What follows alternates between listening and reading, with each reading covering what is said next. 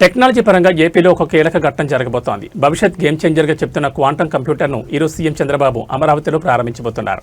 ప్రభుత్వం చాలా ప్రతిష్టాత్మకంగా ప్రమోట్ చేస్తున్న క్వాంటం వ్యాలీలో దీన్ని తొలి అడుగుగా చెప్పొచ్చు.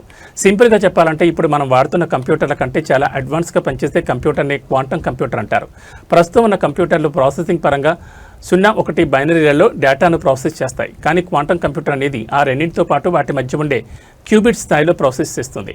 అమరావతి కేంద్రంగా ఆవిష్కృతం అవుతున్న క్వాంటం రిఫరెన్స్ ఫెసిలిటీతో టెక్ సెకండ్లో నూతన అధ్యాయానికి నాంది పడనుందని చంద్రబాబు చెబుతున్నారు. గన్నవరంలోని మేధా టవర్స్తో పాటు రాజధానిలోని ఎస్ఆర్ఎం యూనివర్సిటీ క్యాంపస్లో ఏర్పాటవుతున్న 1S1Q పేరిట 2 వేర్వేరు క్వాంటం టెస్టింగ్ రిఫరెన్స్ ఫెసిలిటీలను ఆయన ఆవిష్కరించనున్నారు.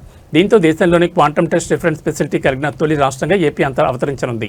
దేశీయంగా తయారైన ఈ క్వాంటం రిఫరెన్స్ టెస్ట్ ఫెసిలిటీతో క్వాంటం కంప్యూటర్ హార్డ్వేర్ని పరీక్షించి సర్టిఫై చేసే సామర్థ్యం అమరావతి క్వాంటం వ్యాలీకి రానుంది. మేధా టవర్స్లో క్యూబెటిక్ సంస్థ ఎన్ఆర్ఎం యూనివర్సిటీలు ఏర్పాటు చేసిన ఈ క్వాంటం రిఫరెన్స్ ఫెసిలిటీ టెస్ట్ బెడ్లు క్వాంటం హార్డ్వేర్ తయారీలో కీలకం కానున్నాయి. ఈ రెండు చోట్ల -273 సెంటీగ్రేడ్ ఉష్ణోగ్రతలో పనిచేసే మినీ క్వాంటం కంప్యూటర్ టెస్ట్ బెడ్లు క్వాంటం ఉపకరణాలను పరీక్షించేలా తోడ్పాటు అందించనున్నాయి. క్వాంటం కంప్యూటర్ ఉపకరణాలు తయారు చేసే కంపెనీలతో పాటు పరిశోధకులు, విద్యార్థులు, నిపుణులకు ఉపయోగపడేలా ఎస్ఆర్ఎం యూనివర్సిటీలో ఓపెన్ యాక్సెస్ రిఫరెన్స్ ఫెసిలిటీని ఏర్పాటు చేశారు. దేశంలోని తొలిసారిగా ఏర్పాటైన ఈ టెస్ట్ బెడ్ల ప్రారంభోత్సవ కార్యక్రమానికి నేషనల్ క్వాంటం మిషన్ సహా ఐఐటీ ప్రొఫెసర్లు, క్వాంటం రంగంలోని పరిశోధనలు చేస్తున్న శాస్త్రవేత్తలు, క్వాంటం ఇన్నోవేషన్ స్టార్టప్ల ప్రతినిధులు, రీసెర్చ్ స్కాలర్లు, నిపుణులు హాజరు కానున్నారు.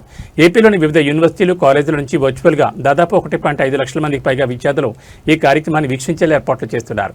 ఈ రోజు మధ్యాహ్నం 2 గంటలకు సీఎం చంద్రబాబు అమరావతిలోని ఎస్ఆర్ఎం యూనివర్సిటీ నుంచి క్వాంటం కంప్యూటర్ను ప్రారంభించబోతున్నారు.